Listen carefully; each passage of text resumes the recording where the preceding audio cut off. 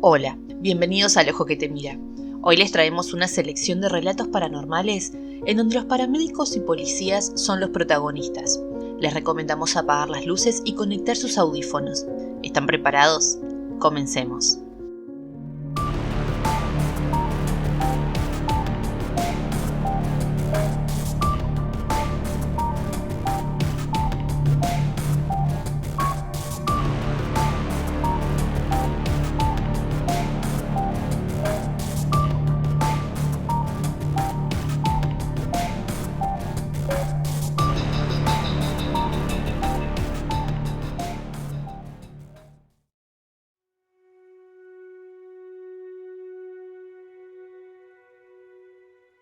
Soy paramédico.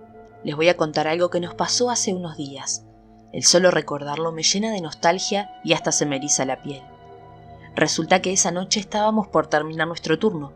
Habíamos acudido a una emergencia llevando al paciente a un hospital diferente al que nos correspondía. Como ya era la hora de nuestra salida, nos dispusimos a regresar a nuestro lugar de trabajo y así entregar y dejar lista la ambulancia al siguiente turno. Ese día parecía que el cielo se caía, la lluvia era muy intensa. La visibilidad en la carretera no nos dejaba ver casi nada. El conductor de la unidad no iba a mucha velocidad. Y de repente de la nada, un hombre se nos atravesó a escasos 20 metros levantando sus manos, pidiéndonos la parada. El chofer apenas si pudo detenerse a 1 metro de aquel hombre que permaneció inmóvil. El conductor, pálido y en una sola pieza por el susto, al momento lo reprendió diciéndole: «¿Pero qué te pasa? ¿Quieres que te mate y que nos matemos junto contigo?». El hombre lo ignoró y nos empezó a decir gritando que necesitaba ayuda. Yo bajé de la ambulancia y le pregunté qué pasaba. Me contestó que como a 1 kilómetro de ahí había sufrido un accidente y había volcado junto con su esposa e hija, que habían quedado atrapadas dentro del auto. Le dije que subiera a la ambulancia y nos indicara en dónde había ocurrido el accidente. Nos fuimos hacia donde él nos dirigía. En el camino le hice algunas preguntas de rutina que se hacen en estos casos. ¿Cómo había sido el accidente? ¿Cuántos pasajeros iban? Y si había tomado bebidas alcohólicas. Él me contestó que andaba sobrio, que solo iban su esposa, su hija y él, y que en una curva había derrapado, ya que el pavimento estaba muy resbaladizo por la lluvia. Cuando hablaba, pude ver que traía una herida en la cabeza y otra en un costado sobre sus costillas, y aunque eran muy graves, no hacía ninguna mueca de dolor, cosa que me pareció un tanto extraño. Además, su rostro se veía pálido y su mirada perdida hacia la nada. Solo repetía una y otra vez: «Ayúdalas, no dejes que se mueran». En su voz reflejaba una gran tristeza y no dejaba de repetir lo mismo. Encendimos la torreta de emergencia y 10 minutos después llegamos al lugar del accidente y en efecto ahí estaba. Había un auto volcado con las llantas hacia arriba y el carro había caído en un arroyo, y las intensas lluvias habían hecho que el agua aumentara su nivel. Nos dimos cuenta de que el agua casi cubría a la mujer, que con mucho trabajo sostenía a su bebé para que no se ahogara. Afortunadamente, en el transcurso del camino habíamos llamado a los bomberos y no iban a tardar en llegar. Tomé a la niña que estaba a punto de ser cubierta por el agua y la puse a salvo. La mujer, desesperada y aturdida por los golpes, nos decía: «Mi esposo, por favor busquen a mi esposo». Yo le dije que no se preocupara, que su esposo estaba bien, que él había sido quien nos había guiado hasta ahí para ayudarlas, ya que por las vueltas que había dado el carro, había sido imposible que alguna otra persona las hubiera visto. Ella, llorando, me contestó que eso no podía ser posible, porque su esposo estaba bajo el auto cubierto por el agua. Yo pensé que estaba desvariando por el accidente, y fui a buscarlo para que ella viera que estaba bien y se tranquilizara. Pero en la ambulancia ya no estaba. Aquel hombre que nos había guiado hasta ahí había desaparecido. En eso llegaron los bomberos, y al mover el auto, vimos en el agua al hombre que nos detuvo a media carretera, pidiendo ayuda por su familia. Tanto el conductor como mis acompañantes no podíamos creerlo. No encontrábamos palabras para explicarlo. Los tres estábamos pálidos y temblorosos. Ese muchacho estaba muerto.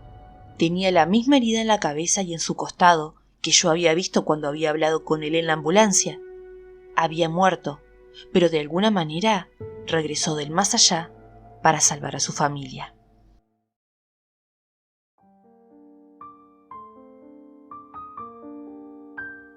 Realizábamos nuestro recorrido como de costumbre. Eran ya casi las 3 de la mañana y circulábamos por una zona de calles estrechas. Todo parecía estar en total tranquilidad, cuando de pronto, de un callejón, salió una señora de edad avanzada, pidiendo ayuda. Sus gritos de desesperación podían escucharse en medio de la madrugada. Rápido, nos acercamos a ella y le preguntamos qué pasaba. Nos indicó que su yerno estaba golpeando a su hija, que por favor la ayudáramos, o ese hombre era capaz de matarla. Le dijimos que subiera a la unidad y nos indicó por dónde llegar al domicilio. Le pedimos que se quedara afuera para que en cuanto llegara el apoyo, les indicara cuál era la casa para que entraran de inmediato. Llegamos casi tirando la puerta, pues hasta la calle se escuchaban los gritos de aquella mujer que era sometida por su pareja. No nos quedó de otra más que derribar la puerta. Entramos al domicilio y mi compañero logró someter a aquel hombre que enfurecido trataba de defenderse, mientras yo auxiliaba a la mujer que bañada en sangre se aferraba a mí. Momentos después, escuchamos que se acercaba una ambulancia y 2 patrullas más que llegaron en nuestro apoyo. Los paramédicos atendieron a una mujer que entre llantos nos daba las gracias. No nos agradezca a nosotros. Fue su mamá quien salió a pedir ayuda y por suerte nos encontró cerca. Aquella mujer desconcertada preguntó: ¿Mi mamá? Sí, su mamá, le respondimos. Ella volvió a llorar diciendo: «Eso no puede ser, mi mamá tiene 2 años de fallecida». Yo solo giré la cabeza hacia mi compañero y nos quedamos viendo extrañados. Les preguntamos a los demás compañeros si cuando llegaron pudieron ver a una señora. Les describimos cómo era, pero ellos solo respondieron que cuando llegaron no había nadie. Desde esa noche, estoy seguro que quienes ya se fueron de este mundo siguen cuidando de nosotros aún después de la muerte.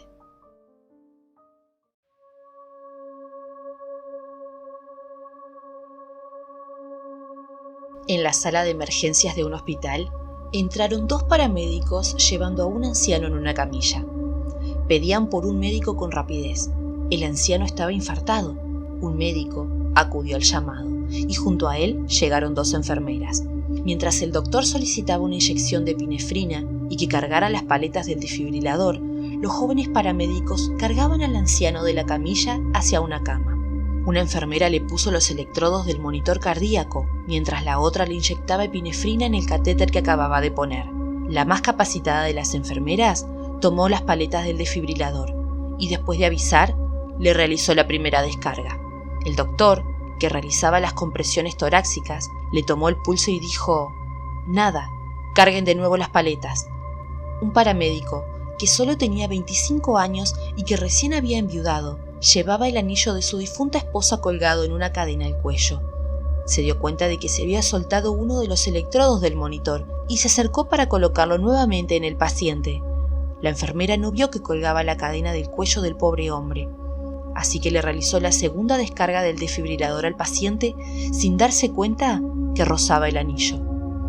Un rayo de luz saltó con un chispazo de las paletas al cuello del paramédico, tirándolo contra el piso. El anciano recuperó en ese momento los signos vitales, pero no la conciencia, y el paramédico yacía en el piso sin signos vitales. Al anciano lo transportaron hacia una sala, en coma, mientras todos luchaban con el pobre joven en el piso. Al cabo de varios minutos, luego de una inyección de epinefrina y varias descargas de las paletas, el joven se recuperó. Lo llevaron a una sala donde pasó la noche. Al otro día le dieron de alta.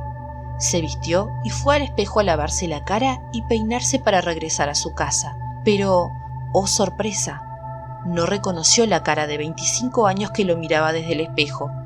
No se parecía al rostro que tanto conocía y que lo había acompañado por más de 70 años.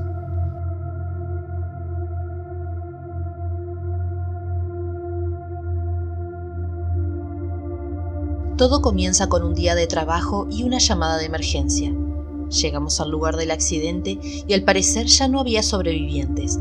Al revisar a las personas que sufrieron el percance, no había signos de vida. Entonces, la policía dice que buscaran en las pertenencias para encontrar sus identificaciones y dar aviso a la familia. Veo a un policía registrando carteras. Claro, supongo que buscando las identificaciones, cuando de reojo observo que saca el dinero de una de ellas y se lo guarda. Me acerco a él y le digo: «Poli, eso no se hace. respete a los difuntos. Y me contesta que ellos ya no lo van a necesitar. La verdad, fue un momento que no me gustó. Ahora entiendo por qué muchas veces se nos culpa a los paramédicos de estas acciones. En fin, nos íbamos a marchar cuando juraría escuchar un «dile que me lo regrese». Fue extraño. Por un momento pensé que el joven aún vivía, así que volví a revisarlo. Pero no había signos vitales. Supuse que había sido mi imaginación, así que lo tapé con una sábana y nos marchamos. Ya en la estación, continuaba con esa idea sobre si había sido mi imaginación o no. Finalmente llegó mi hora de salir. Eran las 5 de la mañana y aún estaba oscuro. Me encaminé para llegar a la parada del autobús y les juro que escuché nuevamente un «dile que me lo regrese». Yo me asusté, porque al voltear para todos lados no había nadie. El hecho es que no entendía qué pasaba.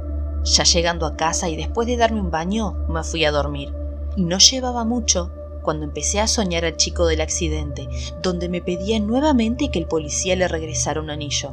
Al parecer, el policía no solo le robó dinero, sino que también le había robado un anillo. Al llegar mi hora de servicio, les pedí a mis compañeros que me ayudaran a saber el nombre del policía para pedirle que regresara el anillo. Pero pasaron días sin que lo encontráramos, y no fue sino hasta la otra noche que se nos pidió auxilio para una riña con heridos. Llegamos al lugar y solo encontramos a un herido, quien resultó ser el policía al que tanto busqué. Le pregunté: «Poli, ¿qué pasó?». Con terror me di cuenta de que le habían amputado un dedo. Él me miraba y solamente me dijo: «Vino por mí, quería su anillo». Yo me sorprendí muchísimo. Desgraciadamente, no sé si por el susto o los golpes, el poli sufrió un infarto y falleció. Es por eso que debemos respetar tanto a los vivos como a los muertos, porque no sabemos si sus pertenencias tienen un valor muy grande, uno más allá de la muerte.